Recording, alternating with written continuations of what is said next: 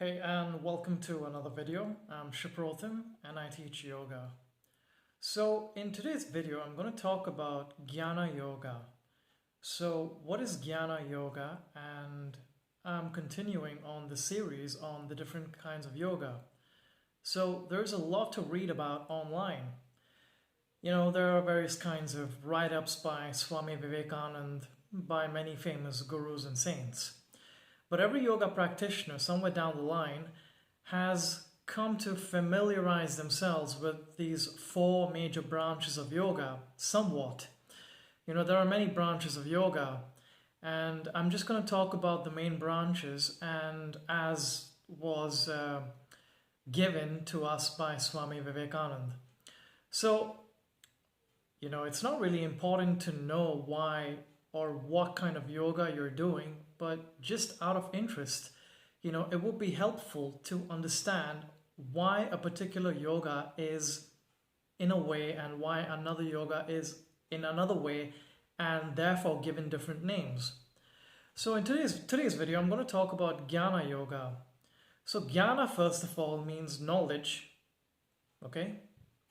And it's basically achieving union with the divine or with the supreme Godhead, God, creator, source, whatever you want to call it, by means of analysis, by means of intellectual reflection, and basically it's a very mental, cerebral kind of yoga, It's for the jnanis, it's for intellectual people, as opposed to people who would practice yoga through love, through devotion, by raising that emotional energy, or by way of Kundalini Yoga, for example, which has to do a lot with chakras.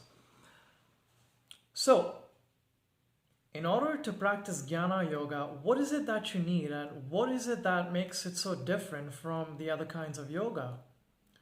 Well, one thing is that when you practice Jnana Yoga, you're basically gonna, dive deep into philosophy, because Jnana Yoga is very philosophical. Whereas the kind of yoga that I practice, Hatha Yoga, for example, is very physical. It starts from the physical body and then it moves in towards the inner part of your consciousness and your being. In Jnana Yoga, however, it is said that you directly start from where the ultimate union begins.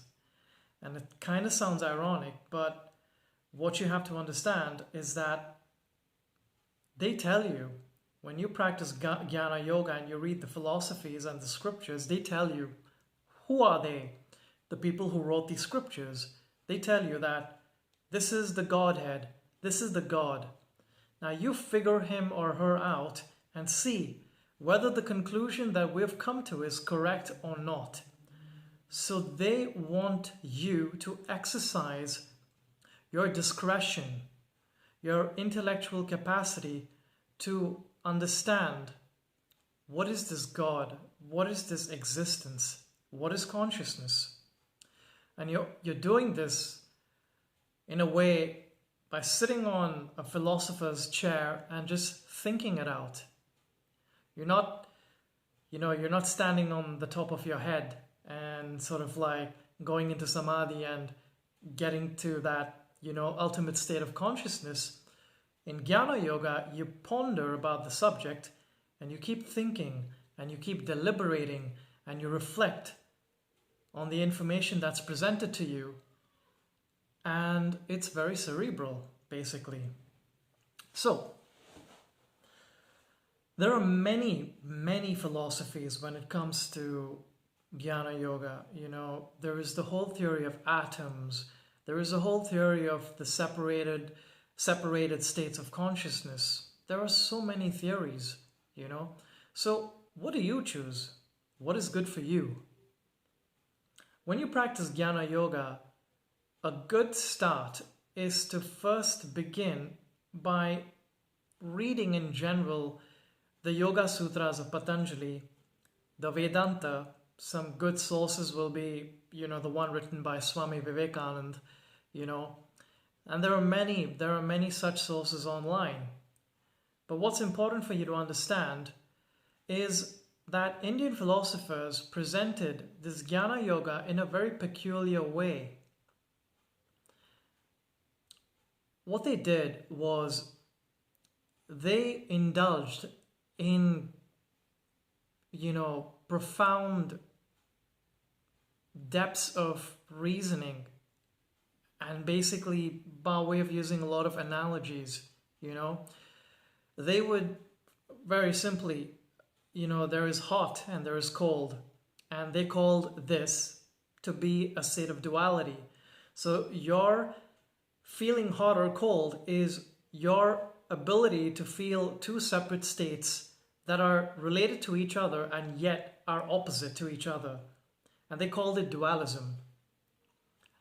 These people who believed in this dual nature of God, which is manifest as the physical universe and which is unmanifest as the spirit behind the physical existence, these philosophers were considered to be Dvaitas. It's a Sanskrit word. They were considered to be dualists. Okay, they basically believed in this dual aspect of God, one which is seen and the other which is unseen. And then came another group of philosophers afterwards, and they were the non-dualists. Okay, so according to these non-dualists, there is only one state. There is only one God. What is seen is basically an illusion. And according to a famous philosopher named Adi Shankaracharya, he borrowed this term of this illusion from Buddhists and called it Maya. Obviously, Buddhists were already calling it Maya, but he used it in a very peculiar way in his own philosophy. So look into his philosophy if you have the time. Philosophy written by Adi Shankaracharya, very, very important philosopher when it comes to yoga and Indian scriptures. So there were the dualists, the ones who believed that there is a God that we can worship physically, and that behind this physical God is that unseen force and energy. And later on came the non-dualists, and they said, no, it's all one and the same. You shouldn't create any unnecessary separation. You shouldn't create any kind of distinction. The God that you see and the God that is behind are all one and the same. The God that you see is in the form of Maya, because all this that is manifest is soon to go away. Nothing that is materially created will last forever, but that which is behind the material will last forever as the unsown seed of everything. So basically, that's how they basically came to present Advaita philosophy or non-dualism. I'm just telling you that Jnana Yogis were very learned. Jnana Yogis were people who discussed to the end, what is consciousness? What are the four states of consciousness? What is this physical world? What is the mental world? What is the spiritual plane? And they were so creative in the way they presented their philosophies. And, there were different schools of these philosophies. And so for me to explain all of these philosophies in one, video wouldn't do justice to, the span of attention that most of us have in this day and age. It's better if you would just, read a book. So basically, Jnana Yoga is about pondering over the nature of existence, is about understanding that the Godhead that these philosophers were talking about, what is this Godhead from a philosophical point of view? Who you were when you were a 5-year-old kid, who you were physically is different from who you are right now. But in essence, who you were, that consciousness that possessed this body, that never changed. That witness, that person who was there from that age of 5 up till now, up till death, will always remain the same. And that is what Sri Aurobindo coined as the psychic being. That part of your nature that is closer to the ultimate Godhead, the Creator, Soul, and all other synonyms. I can't pronounce that word quite right now. And your consciousness does not change. Your physical body undergoes changes. Your personality undergoes changes. But this that is behind all of these changes remains constant. And this is what the Jnana Yogi observes. That which changes, which is impermanent, and that which is constant, which never changes. So it's very interesting when you dive really deep into Jnana Yoga and study your own consciousness. And this is what forms one of the limbs of Patanjali's Ashtanga Yoga, which is Svadhyaya, or introspection. The ability to reflect on your own existence, on your own state of being. Self-study. So, Jnana Yoga is not as simple as it seems. It's not just about reciting some verses from the Upanishads or reading commentaries from famous and learned philosophers like Adi Shankaracharya and Ramanujacharya. It's about really understanding to the core and deep in the depths of your own consciousness about who you really are in essence. And when you realize this completely, you are said to have become enlightened by means of your intellect, by means of analysis through philosophy. And this path of yoga is called Jnana Yoga. So, one of the ways Hatha Yoga teaches you to come into union is basically by jump-starting certain energetic mechanisms in your body, and then in your mind, and then in your nerves, and everything goes on autopilot. But when you practice Jnana Yoga, it's different. You deliberate. You don't let things just happen just like that. You really try to understand. You really try to get down to the bottom of things. You know, you exercise your intellect to the extreme.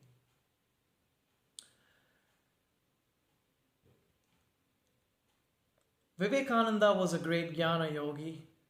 His master was a great Bhakta, a great Bhakti Yogi, you know.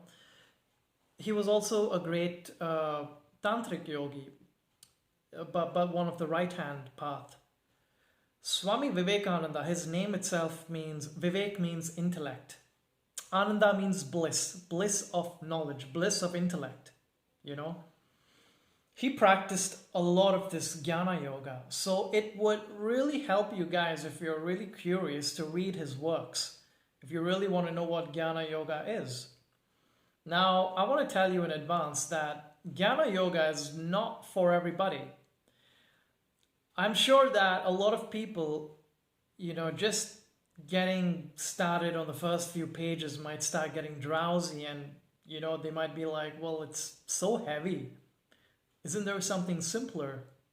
Well, if things were that simple, then stuff like God and the universe and the cosmos and existence wouldn't be that difficult to really understand. We would have all the answers.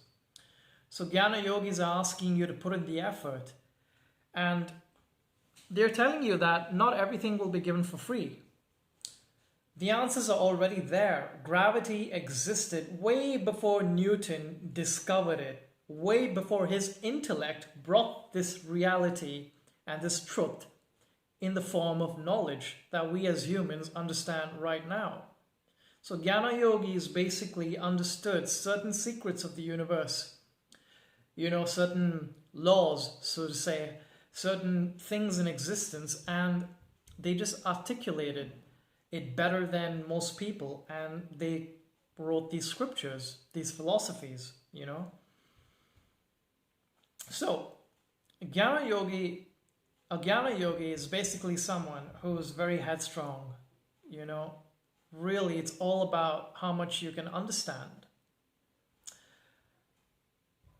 A Jnana yogi will never stop until he or she gets down to the ultimate truth. So if they believe that consciousness does not change, they start to think, they start to visualize, you know, that okay, they use themselves as an instrument.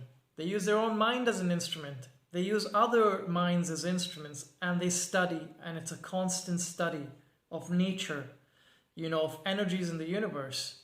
They're constantly deliberating on everything. They're thinkers, primarily. So, this is Jnana Yoga.